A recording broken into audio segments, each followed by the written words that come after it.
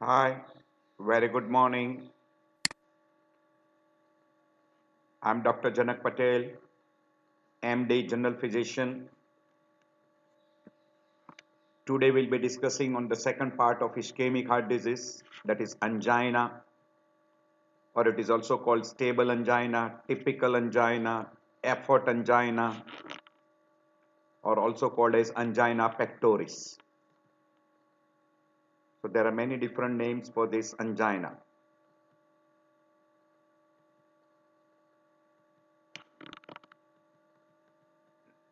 As usual, we'll be discussing under the heading definition, etiology, pathophysiology, clinical features, investigations, differential diagnosis, treatment, and complications.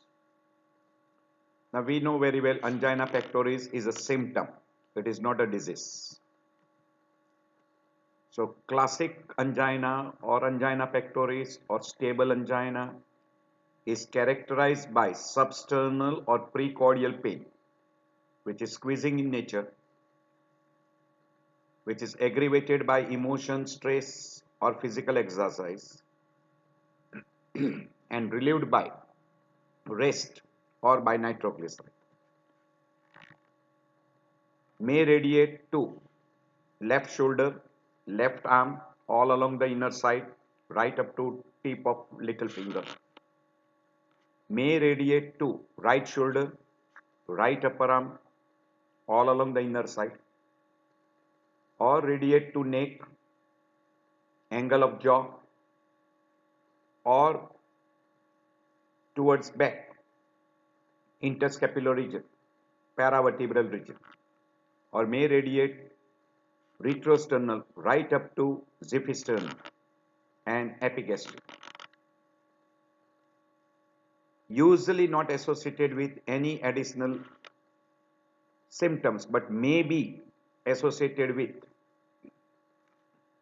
vomiting, perspiration, prostration. This pain usually lasts for 10 to 15 minutes, not longer. May be associated with nausea, vomiting, and diaphoresis. So angina pectoris is basically a symptom. There are different terminology which are being utilized, or we call types. Classical we call is a classical or exertional or typical or stable or effort angina. In acute coronary syndrome, we use the word unstable angina. There is one another variety of angina we call variant angina or Prinzmetal angina or vasospastic angina. There is one called as angina equivalent syndrome. Then there is angina syndrome X or cardiac syndrome X, silent ischemia, nocturnal angina or angina decubitus. And there is one more word utilized, abdominal angina and Heberden's angina. Heberden's angina, sorry, not Heberden, Heberden's angina. So these are the different terms which can be utilized, or you can call different types depending upon the description, etc. You use those terminology. By and large, we use the two common terms, typical angina, atypical angina, or non-cardiac chest pain. So typical angina, we have already given you the description. And if that angina comes at a specific amount of exertion, it is called stable angina. When that angina frequency increases, duration becomes shorter, duration of the pain becomes longer, frequency becomes more, which comes even at rest. Then we call that as unstable angina or pre-infarction, or also the term utilized was crescendo angina. If after treatment still anginal pain is persistent in spite of a proper treatment, then it is called intractable or refractory angina.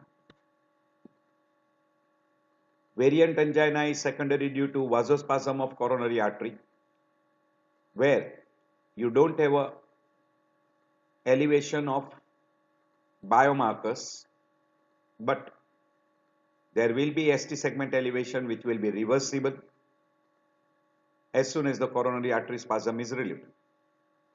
And this angina can come at rest also.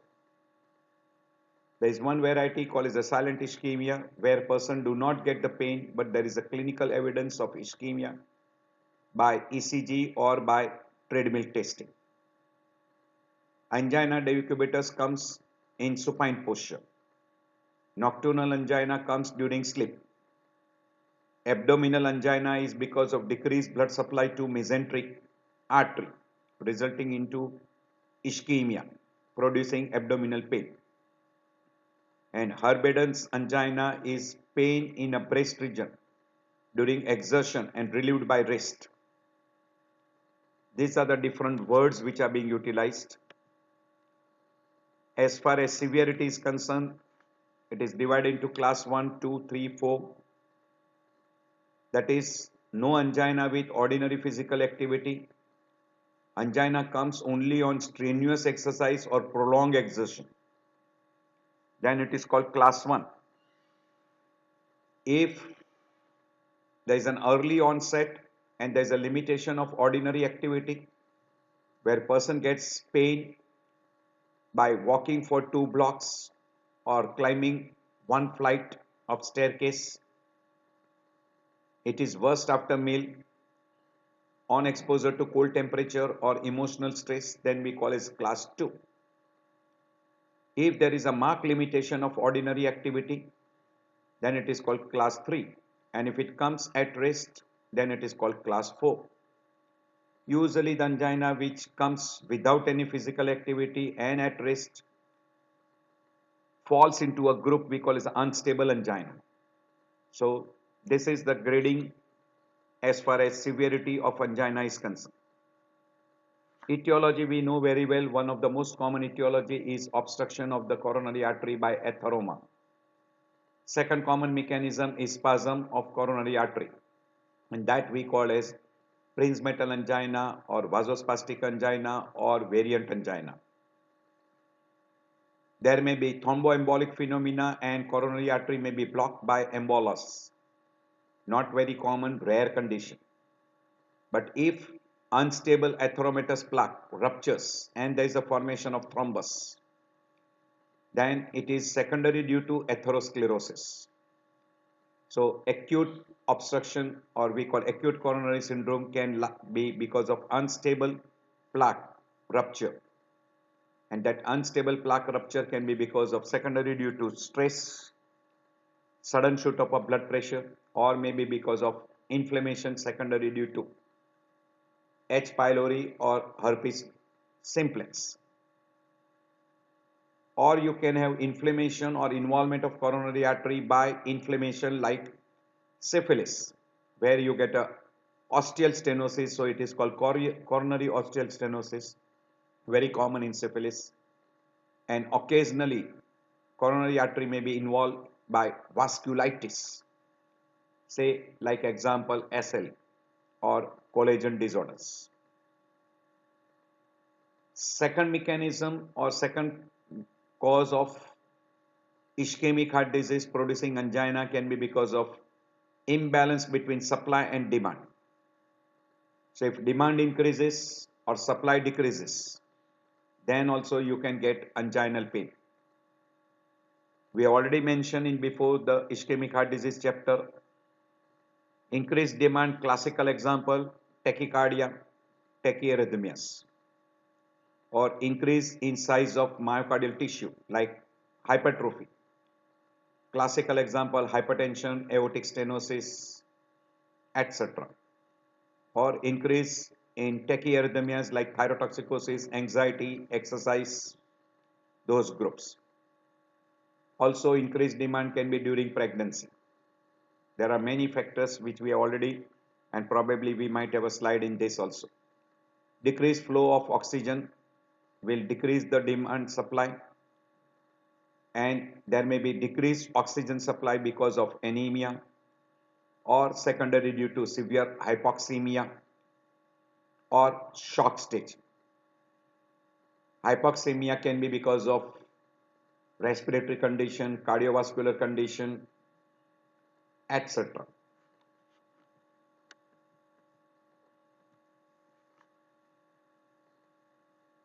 Coronary artery involvement can be congenital or acquired. We have already discussed in ischemic heart disease chapter.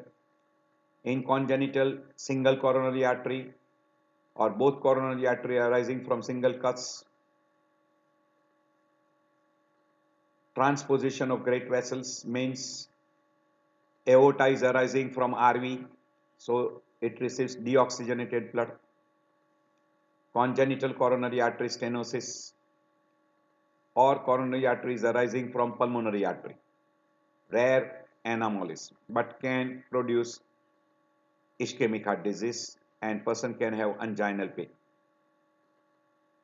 We already mentioned atherosclerosis, coronary artery spasm, ostial stenosis and vasculitis. So classical example of spasm, variant angina, when there is major occlusion not complete, it will produce unstable angina, and when there is a complete occlusion, it will produce acute MI. As far as atherosclerosis is concerned, we already mentioned modifiable cause, non-modifiable cause. Among non-modifiable cause, advanced age, sex, female more prone to male, strong family history, race and hereditary. While among modifiable or we call controllable causes, dyslipidemia, smoking, alcohol, hypertension, diabetes, obesity, together they become cardiometabolic syndrome.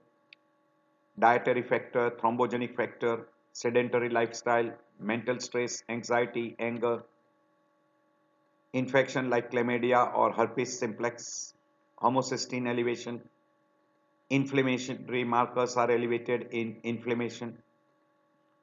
So CRP, HSCRP elevation also becomes a risk factors. These are the figure which shows you old age more prone to male, more common than premenopausal woman. After menopause, almost remains same.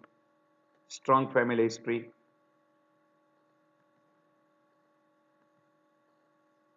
Smoking, hyperlipidemia, hypertension, diabetes mellitus, sedentary lifestyle or we call lack of exercise, blood coagulatory factors, personality, obesity, etc. can be major factors.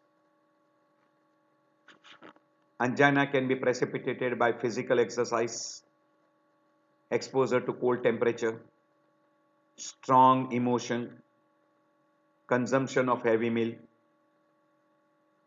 tobacco consumption, or even environmental tobacco smokes, sexual activity, stimulants like cocaine or amphetamine, and usually it is more early in the morning, circadian rhythm pattern. This already we have shown you before that decreased supply because of coronary artery involvement, coronary artery spasm, thrombosis, or cardiac demands like tachyarrhythmias, congestive heart failure, severe valvular heart disease, non-cardiac condition like anemia, asthma, all this will have a decreased oxygen supply. COPD, hypovolemia, shock, hypoxemia, pneumonia, etc. An increased demand classical in case of LVS secondary due to aortic stenosis, hypertrophic cardiomyopathy, tachyarrhythmias, tachycardias, or increased demand in anxiety that will also end up with tachyarrhythmias, hypertension, hypothermia, hypothyroidism, there is an increased demand, severe physical exertion or drug use like cocaine, ephedrine, etc. Same thing is repeated here. At your leisure time you can go through. This is increased demand. This is decreased supply, increased demand. So this cause is already we have mentioned before. Myocardial ischemia can result from, we have already mentioned, few mechanisms. One, because of decreased coronary blood flow, congenital anomaly. Because of congenital anomaly, myocardium does not receive oxygenated blood. It will receive more of deoxy blood, or there is an increased demand, or there is a decreased supply. Because of imbalance of this supply and demand imbalance, these are all the causes where supply is reduced. These are where there is an increased demand because of increase in heart rate, increased contractility, or increased stress on the myocardium. So because of this imbalance, now ischemia will result. So these are the factor which increases the demand, these are the factor which reduces the supply. And if there is an imbalance, demand is more than supply, then ischemia will result. So always there is an imbalance. These are the mechanisms which we already mentioned before in ischemic heart disease. I'm skipping over all these slides. So spasm, increased tone in the muscle, or there is increased demand and decreased supply. Vasospasm, occlusion, total occlusion. Stable plaque, unstable plaque, what it will result into. We already discussed before. Increased blood load, increased oxygen demand, narrow blood vessels, more work in less oxygen supply. So demand is more, supply is less. Anaerobic metabolism, accumulation of lactic acid, which will have effect on cell permeability, and there will be release of substance like histamine, kinins, we call bradykinin, etc., which will stimulate the nerve fiber and results into pain. And that pain we describe as anginal pain. Classical description we have already described before, that anginal pain is a precordial or retrosternal pain which radiates to a specific site. We'll mention those, usually lasting for 5 to 10 minutes. Heaviness or choking sensation or suffocating sensation. Severity wise, mild to moderate usually, very rarely severe. Usually severe chest pain goes more in favor of unstable angina or MI. Pain can radiate to left shoulder all along the inner side of the left arm up to little finger, or may radiate even to right shoulder and right upper arm. It can also radiate to jaw, throat, and retrosternal region right up to epigastrium, and may radiate to back in interscapular region. Usually aggravated by exercise, anxiety, heavy meal, or on exposure to cold. It is relieved by rest or by coronary vasodilator like nitroglycerin. May or may not be associated with other system symptoms like nausea, vomiting, and diaphoresis, which is not very common in angina. It is more common in acute coronary syndrome. It is also called stable angina, effort angina, typical angina, or angina pectoris. Whatever we have discussed before, same thing is again given a description: site, nature, radiation, duration, aggravating factor, relieving factor. So as far as aggravating factor is concerned, emotion, exertion, exposure to cold weather more common, heavy meal, smoking. We have mentioned nausea, vomiting, and prostration. Along with that, person can have fatigue, shortness of breath, anxiety, sweating, dizziness, etc. can be there. But usually it is not common in angina, it is more common with acute coronary syndrome. So typical angina, description of the pain can be pressure, heaviness, tightness, squeezing sensation. All these are the different description. Typical Levine sign, person will be holding the chest. That is called typical Levine sign. And these are the different distribution. Retrosternal right up to neck, radiates to the neck. Here, radiate to the shoulder, epigastrium, radiates to the arm, radiates to the neck.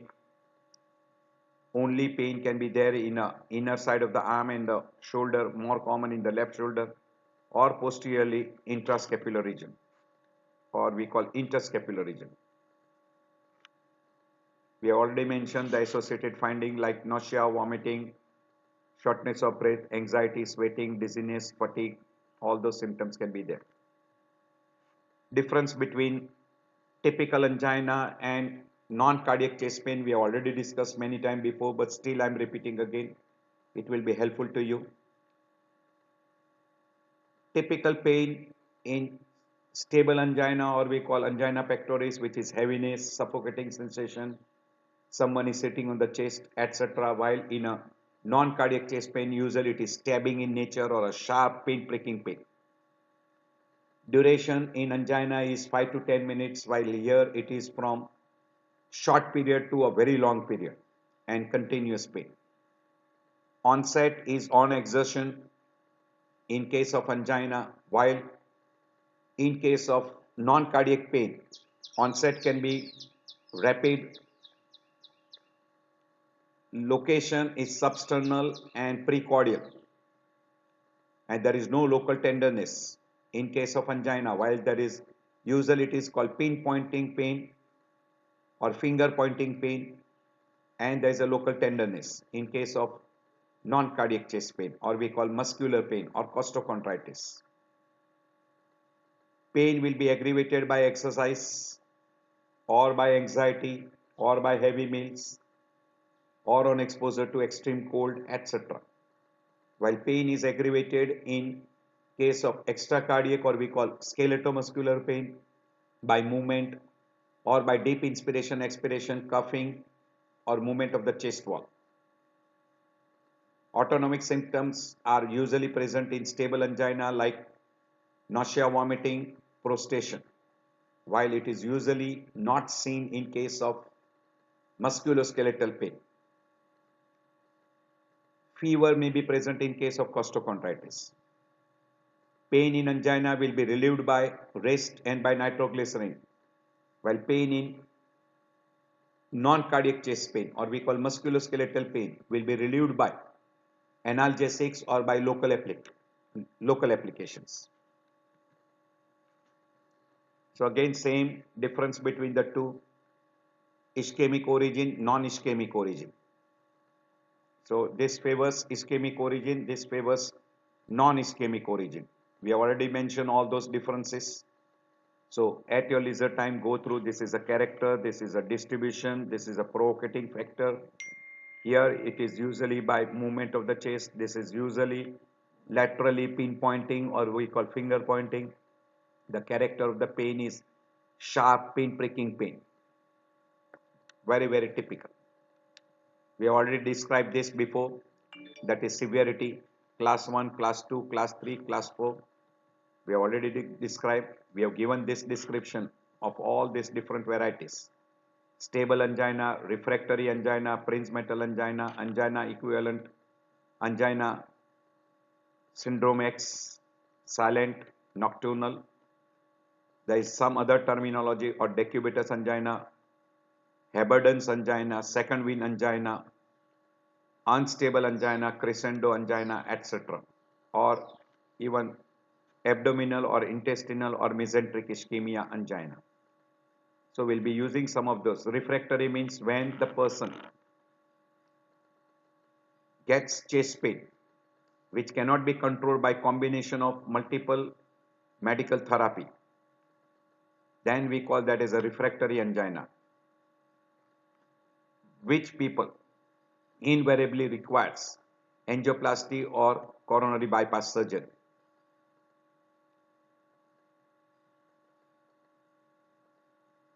Chronic angina, meaning if anginal pain comes repeatedly and the angina is lasting for a very long period, then we call that as a chronic angina. That terminology is nearly gone.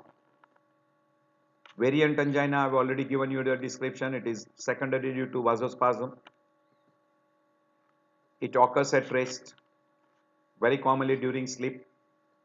It is a spasm of the coronary artery.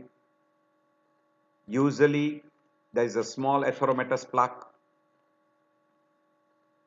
There is abnormal reactive and hypertrophied segment of coronary artery.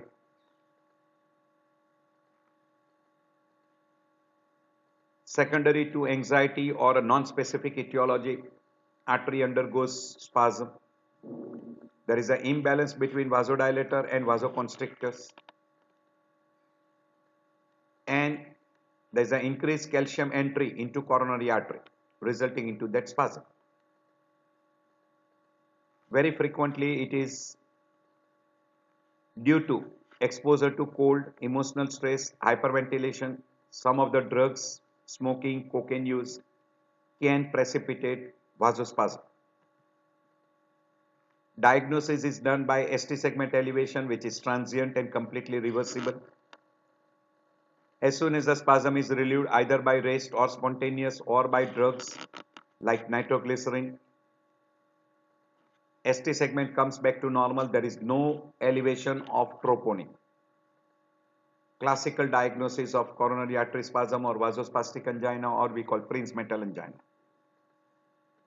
You can demonstrate this by a provocative test called ergonovin test, or by using methacholine, or by using acetylcholine. Withdraw nitrate and CCB prior to doing this test. So you will be able to demonstrate coronary artery spasm producing ST segment elevation. So if a person do not have an ST segment elevation and you are suspecting coronary artery spasm, you can do this provocative test. By and large, the treatment requires is adjustment of the dose, coronary artery vasodilators, mainly CCB are the most commonly drug which are being utilized. Second common drug which utilized is nitroglycerin, or we call isosorbide dinitrate. Avoid alcohol, cocaine, cigarette smoking, exposure to extreme cold, mental stress, etc. So CCB are the first drug of choice, in which comes verapamil and diltiazem. Nitrates are commonly utilized during acute episode, but by and large it is not utilized for a chronic management. So combination of diltiazem and nifedipine, or we call verapamil, is a better drug. Beta blockers are not giving good results in coronary artery spasm disorders.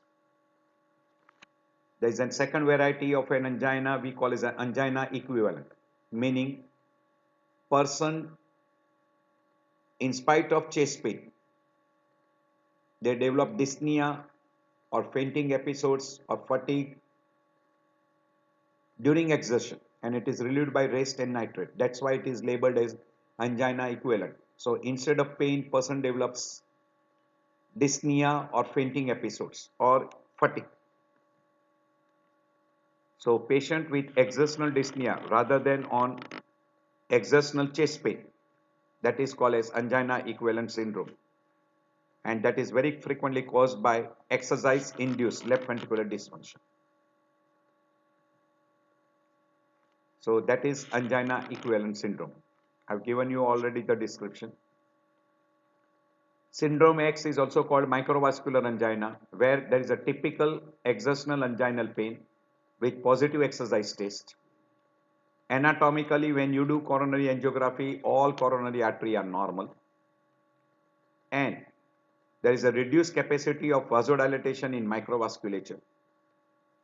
Long-term prognosis is usually good, and you get a very good response to CCB and beta blockers. On coronary angiography, usually you don't demonstrate severe occlusion, or we call non-occlusions, less than 50% of occlusions. So by and large, on angiography, the report will be normal angiography. And you can demonstrate the signs of ischemia during treadmill testing or stress testing. And that is given a name angina syndrome X, or microvascular angina.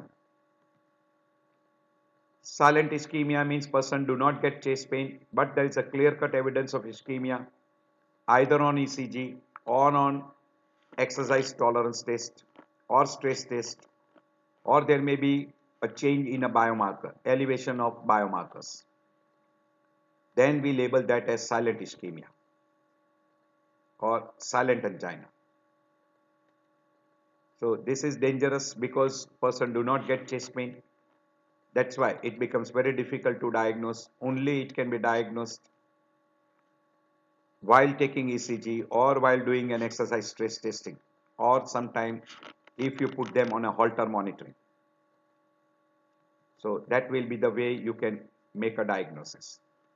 Nocturnal angina will occur during sleep. Classical example in case of aortic regurgitation. While decubitus angina is angina which is aggravated by lying down posture and relieved by sitting posture or standing posture. That is decubitus angina. There is a slight difference between two. In nocturnal angina, it is during sleep with long-standing supine posture, while angina decubitus will be aggravated by lying down even during daytime for a short period. So nocturnal angina is usually during night. Classical example in case of coronary arterial stenosis, in cardiovascular syphilis, along with aortic regurgitation. So whenever the common cause of aortic regurgitation, one of the common causes is syphilis. So in presence of syphilis with aortic regurgitation and coronary arterial stenosis, chances of nocturnal angina will be more. And we already mentioned it is almost similar like angina decubitus, where angina is on supine posture or on lying down posture, and it is relieved by sitting or standing posture. There is one another word utilized is second wind angina, that it occurs on initial exertion, but when person continue further, it subsides without a patient resting. So by and large, a classical angina person gets such a severe pain that he will take a rest while doing an exertion, and after taking rest the pain subsides. While here, even without the patient resting, the pain becomes less on continuous exertion, and it is not uncommon and maybe condition which will misdiagnose, because when a person says this, usually person say that even I continued walking, my pain subsided.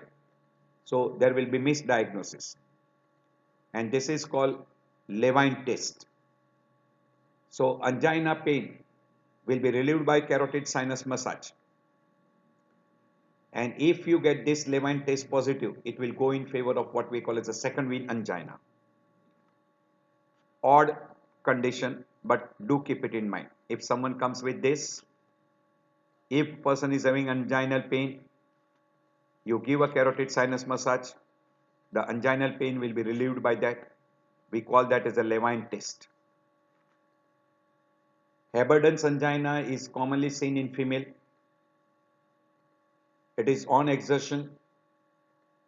It is while climbing a hill or soon after eating. The pain is commonly in a breast region, and when a person takes rest, usually anginal pain subsides, and that is described as Heberden's angina, and it was described in 1767. But you should be aware of this type. Unstable angina, we have already told you that unstable angina is an anginal pain which comes even at rest, or during stable angina. If the frequency becomes more, duration of the anginal pain becomes longer. Angina comes even with very small exertion or even at rest, and very frequently that anginal pain is not relieved by rest or not relieved by nitroglycerin. You should suspect acute coronary syndrome, probability of unstable angina.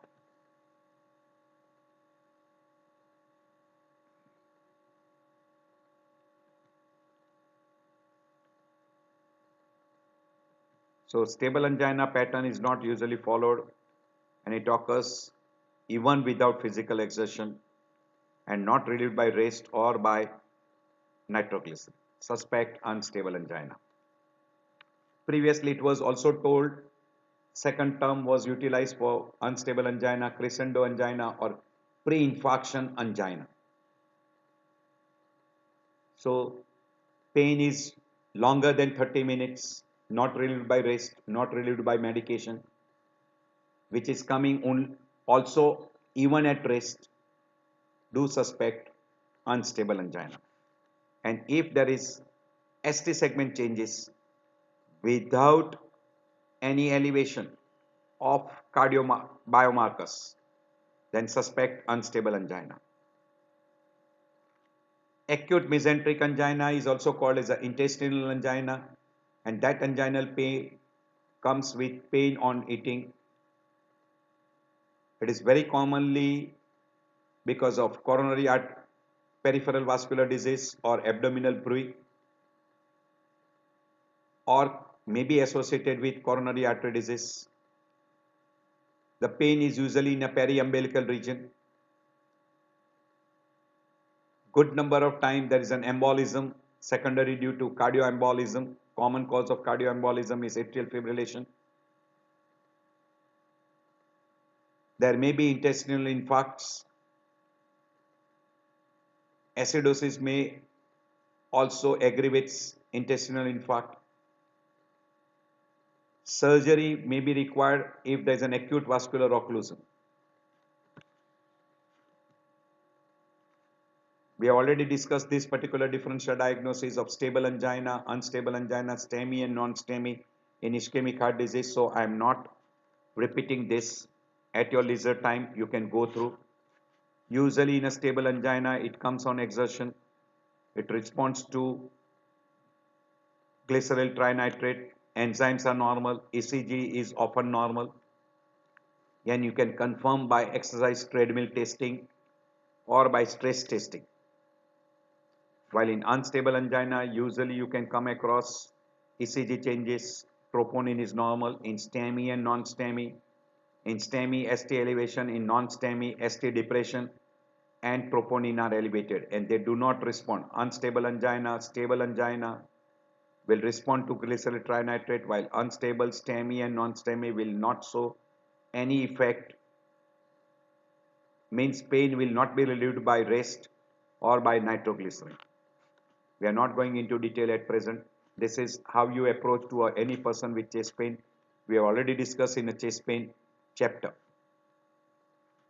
So this is when you suspect an ischemic heart disease, how you approach. Investigations also we have discussed in detail in ischemic heart disease, but still repeating again: chest X-ray, ECG, echo, stress test, or we call TMT, treadmill testing, cardiac enzymes, troponin, CPK, MB, LDH1 is very rarely done. Risk factors like lipids, then inflammatory biomarkers, CRP, HSCRP, homocysteine level, and to demonstrate the viability, viable, non-viable, thallium scan, stress scan, PET, cardiac catheterization to find out the hemodynamic changes, echocardiography, stress echocardiography, CAT scan, coronary angiography with CT or MRI, ergonovin test, particularly to demonstrate vasospasm in vasospastic angina, etc. So these are all the different tests which can be done. We have already discussed in chapter of ischemic heart disease and also in case of chest pain. And even I have discussed in ST segment elevation. So these are the different tests which can be done. We have already told you that in case of a stable angina, ECG may be normal, or you may see only T wave changes or ST segment minor changes. This is in case of variant angina, you can have an ST segment elevation during chest pain and coronary artery spasm, and after rest or by drug, spasm is relieved, ECG changes will come back to normal and there will be no change in troponin. That's why it is labeled as vasospastic or variant or Prince metal angina. If person gets ST elevation and ST elevation comes back to normal at rest, variant angina, but if ST elevation persists, no effect on chest pain by rest or by nitroglycerin, goes more favor of STEMI. And if there is an ST depression,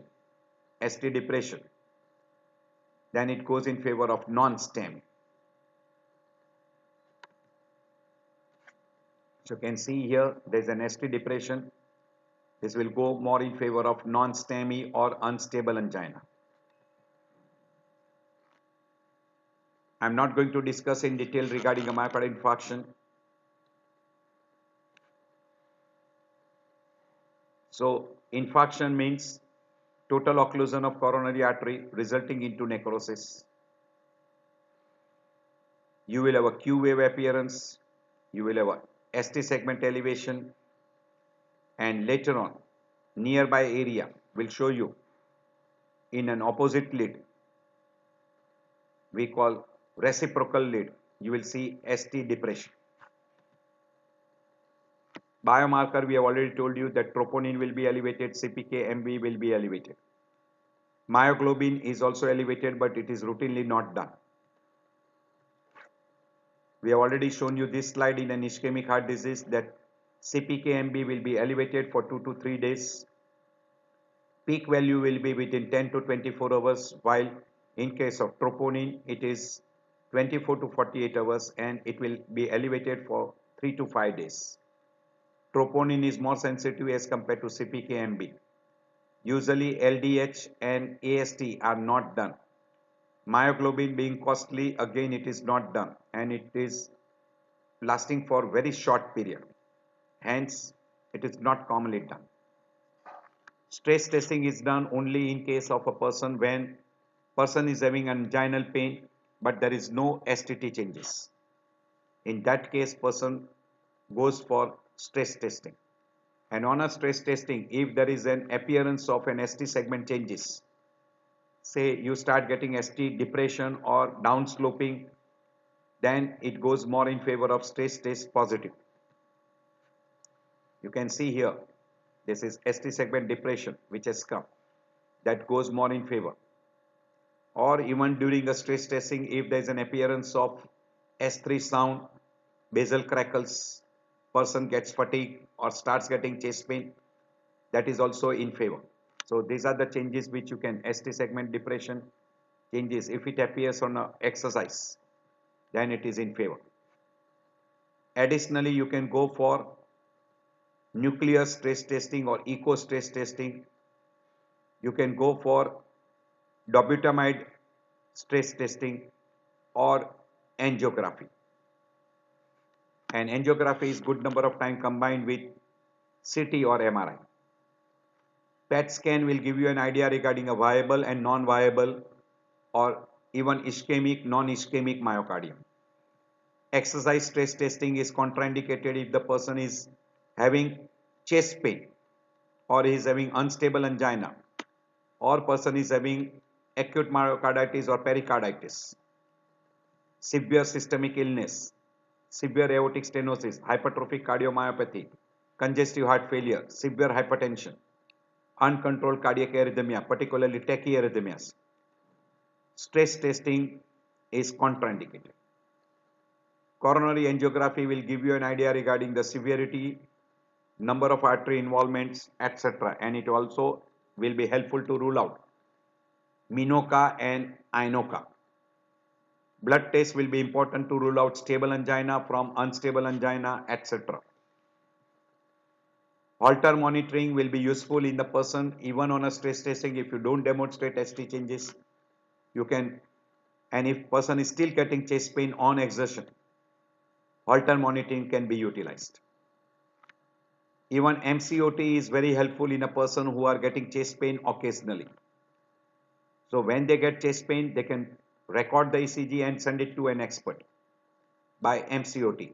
MCOT is mobile cardiac outpatient telemetry, where person is having this instrument. As soon as he gets a chest pain, ECG recording will start. that will be recorded in this instrument. You can switch on this, ECG will be recorded. It will be transmitted to by wireless transmission to the center where an expert will read it. It will be given to his family physician, will read the data and he will give the specific instruction. This is also available now in India also.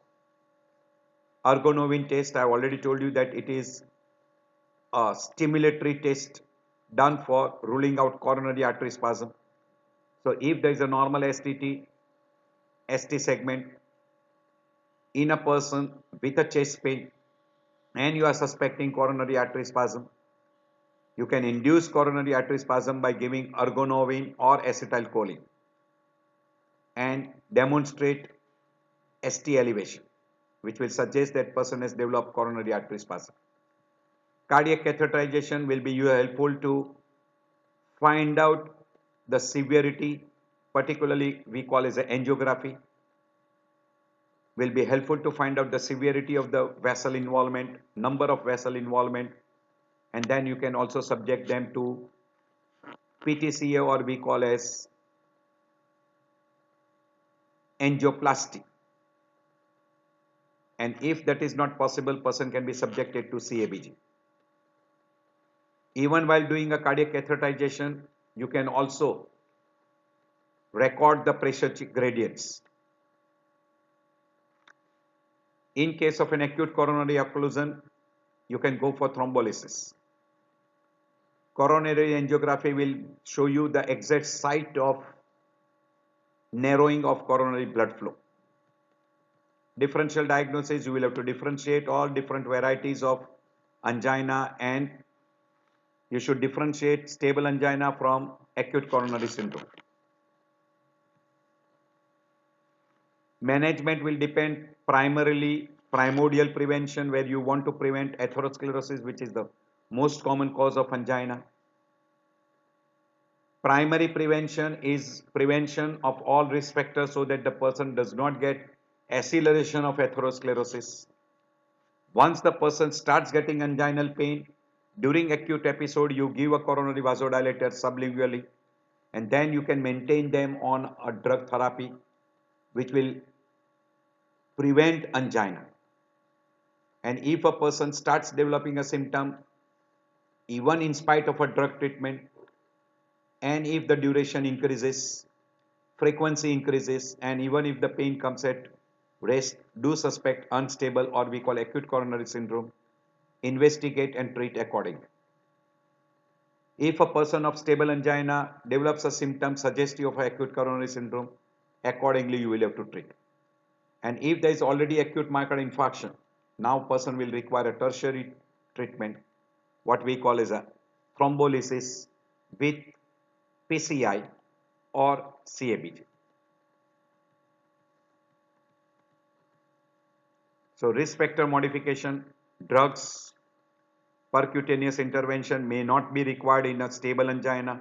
Usually it is necessary in case of a acute coronary syndrome, and CABG is also required very frequently in a acute coronary syndrome rather than stable angina. And all patient with diagnosed stable angina should have a regular checkup and regular follow-up. Prevention of anginal attack and preventing a person of stable angina to go into acute coronary syndrome should be done. So always investigate the risk factors, severity of arterial disease. So treatment requires lifestyle modification, medication, surgical treatment, etc. So percutaneous intervention and CABG is usually required when the person do not get response to medicines or if the symptoms are worsening. By and large, during acute episodes, person requires a short-acting nitrates, and for a chronic therapy or for a long-term treatment, person requires a long-acting nitrate, or you can use CCB or a beta blocker. Or on the top of a beta blocker, you can use potassium channel. And along with that, lipid lowering drugs in a full therapeutic dose and antiplatelet or dual antiplatelet drugs. In some of the person, you might require even anticoagulants, particularly in case of an unstable angina or we call acute coronary syndrome. Surgery or intervention will be required only in a person who are having a very high risk of developing acute MI.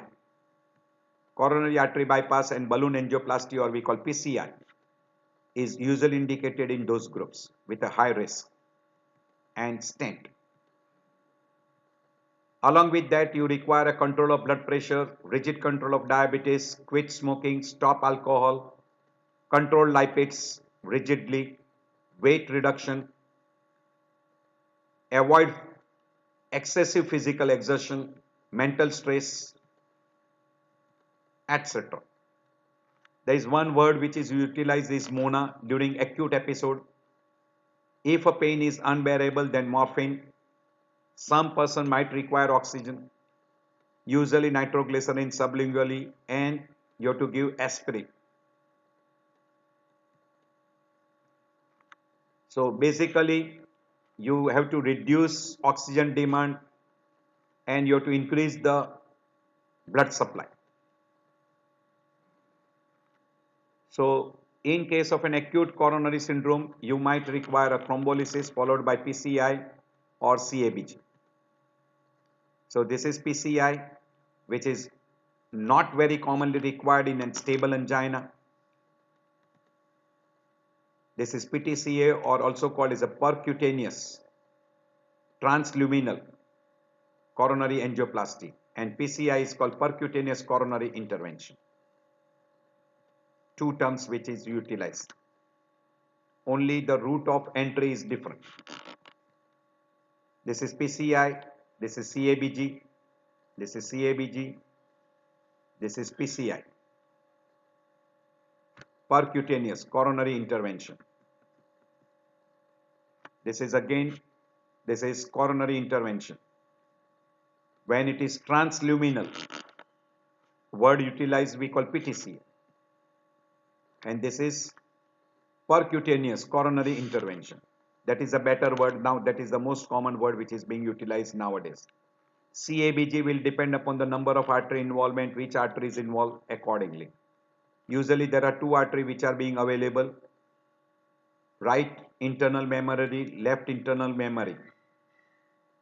And if third is required, then you can use radial artery, or some people use saphenous vein. Usually nowadays radial artery is utilized. So these are the different methods. We have already shown you in ischemic heart disease video lecture that you can go for thrombectomy, thromboembolectomy, etc. Angina can go into acute coronary syndrome like unstable angina, and unstable angina can end up with STEMI or non-STEMI. So usually a stable angina can become unstable, that is acute coronary syndrome, and can end up with STEMI or non-STEMI. So I end my lecture here. I hope this lecture will be very helpful to you. Very frequently you will come across in your everyday practice. You should be able to pick up all these people and diagnose them